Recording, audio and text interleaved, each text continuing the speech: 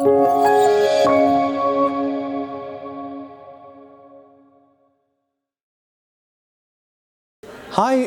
we're talking in the session about digital security in the future in government, about the sort of digital risks that societies face and how we often misunderstand them. And that really matters for how governments deal with them. So for 30, 40 years we've sort of catastrophized cyber risk.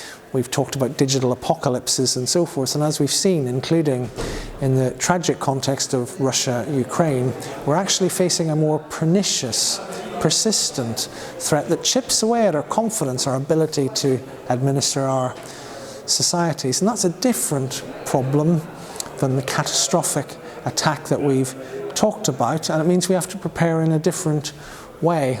And some of the problems that we have to address are actually quite dull and boring and managerial, but they're no less important for that.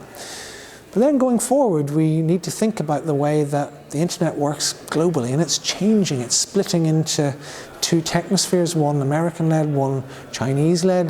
The importance of modern technology has mushroomed and got way ahead of the way it's governed.